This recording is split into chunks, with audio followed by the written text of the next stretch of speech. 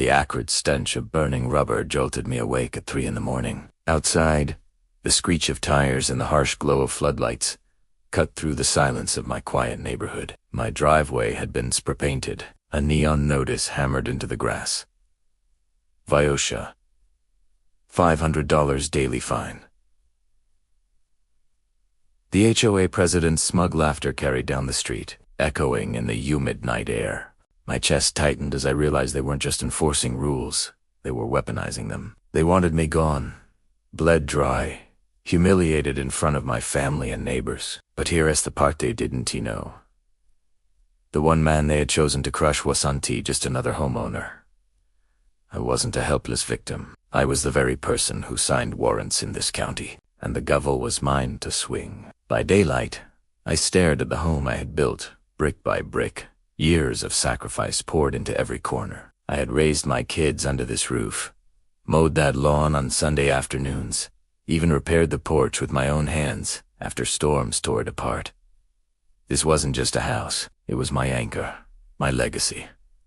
The place where my family's laughter echoed. And now, the HOA wanted to strip it away with fabricated fines and arbitrary bylaws, punishing me for things as absurd as the color of my mailbox. What would you do if everything you had worked for was suddenly under siege? That afternoon, the HOA doubled down, delivering a certified letter demanding payment, threatening foreclosure if I didn't comply. That's when the real battle began. The harassment intensified like a storm without mercy. Envelopes, thick with fines, appeared daily, their paper edges reeking of stale ink and arrogance. My trash bins were overturned at midnight, the sour smell of rotting leftovers spilling across the pavement. Neighbors whispered that the HOA was spreading rumors that my family was lawless, that I was unstable. Even my garden wasn't safe.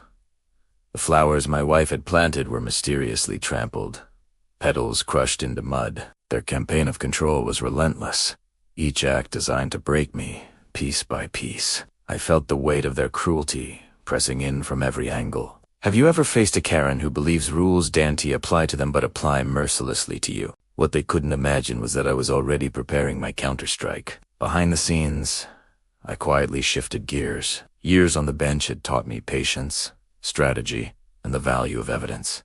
I began documenting everything: photographs, timestamps, even video recordings of the HOA's midnight sabotage. I called in a trusted deputy to verify the vandalism reports, securing official documentation that could not be erased. My colleagues at the courthouse whispered encouragement, reminding me of the legal tools at my disposal. The neighbors who once stayed silent began sliding supportive notes under my door, tired of the HOA's tyranny. And then, the first spark.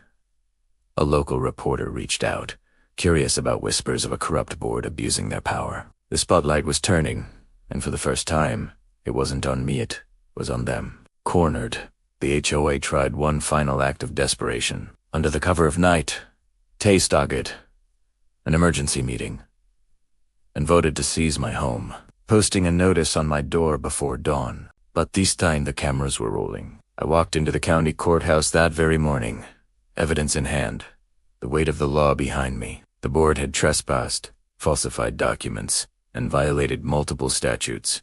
When the gavel fell in open court, the sound cracked like thunder. The once-smugged president of the HOA turned pale, their arrogance melting into panic as every violation they had committed was read aloud for the public record. Justice wasn't coming someday, it had just arrived, and it carried my name. The collapse was swift and brutal. The HOA's funds drained into legal fees, their leaders exposed and disgraced, some even facing criminal charges. The so-called Karen Queen who mocked me in the night now stood silent, her reign reduced to ashes. My neighbors cheered as property values rose, freed from the chokehold of corrupt management. I used the restitution to fund a community garden, the scent of fresh blossoms replacing the stench of sabotage. My family's laughter filled the porch again, no longer silenced by fear. And as the sun set behind our reclaimed homes, I couldn't help but smile. After all, justice isn't just blind, it's patient. So tell me, what would you do if your HOA tried this with you? Have you ever faced a Karen like this? Don't forget to subscribe for more stories like mine.